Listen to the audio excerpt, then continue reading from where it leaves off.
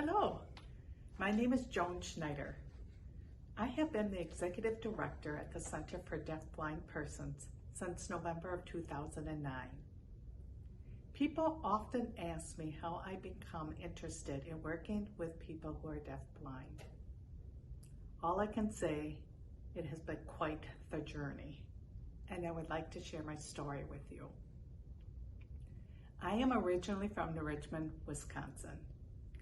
New Richmond is in the northwest part of the state between Eau Claire and Hudson. I have 4 brothers and 5 sisters. I'm child number 8 out of 10. As a child, I often got ear infections and wondered what it was like to be deaf. While in high school, I took a sign language class. I found it fascinating and wanted to learn more. I became aware of the Educational Sign Language Interpreter Training Program offered at North Central Technical College in Wausau, Wisconsin. I decided to pursue the degree. I enrolled and graduated from this program. While in the interpreter training program, I interned at Milwaukee Area Technical College, MATC. I learned that MATC was hiring educational sign language interpreters. I applied for the position and was hired. I worked as an educational sign language interpreter for 9 years. During those 9 years, I met a few individuals who were deafblind, but it was not until I was working as a vocational rehabilitation counselor and met Ruth Silver, the founder and executive director of the Center for Deafblind Persons, that I became interested in learning more about deafblindness. One day, Ruth called me wondering if I would be her SSP, support service provider, for the American Association of the Deafblind National Convention. I was both surprised and honored. She explained it was a week-long convention and I was to be her sighted guide, now known as human guide, provide visual information, and assist with communication when needed.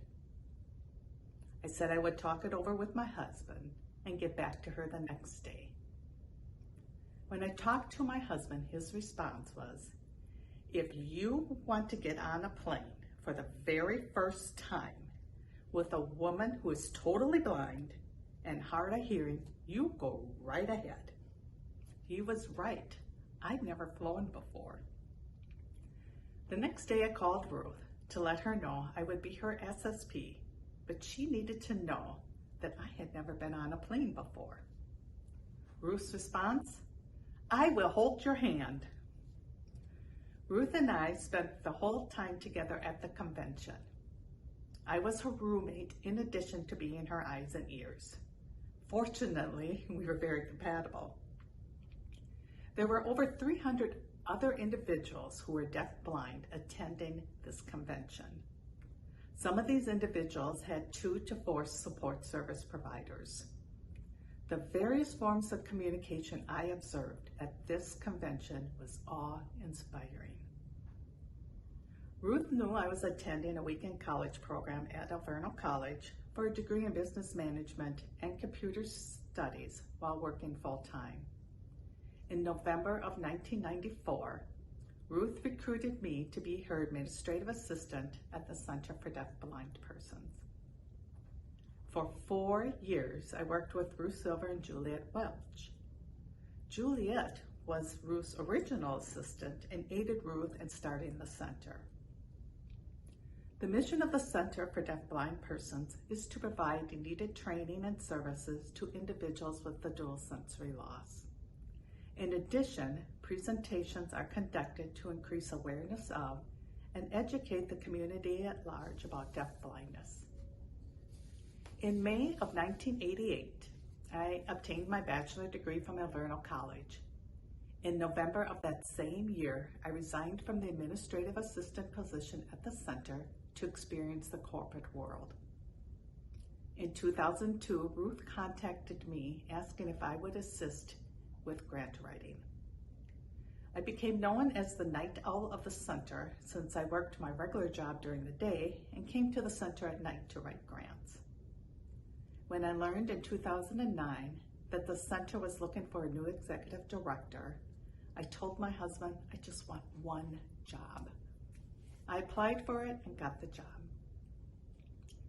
I feel very fortunate to have had the support of many individuals who are deafblind, the deaf and hard of hearing community, blind and visually impaired community, sign language interpreters, staff at the center, family, friends, foundations, civic organizations, businesses, and the board of directors of the center in my role as the executive director.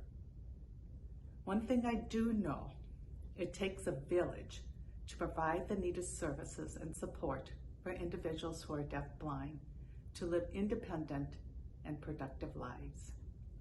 Your support over the years has been invaluable. Thank you.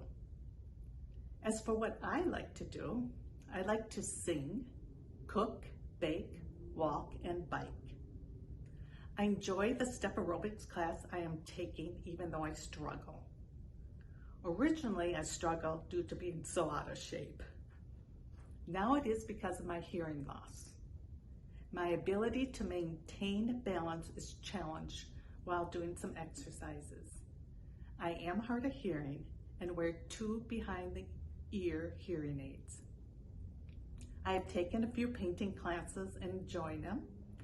I would like to try making soap. Family and friends are important to me.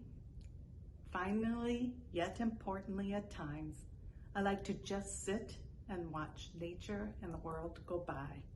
Thank you for listening.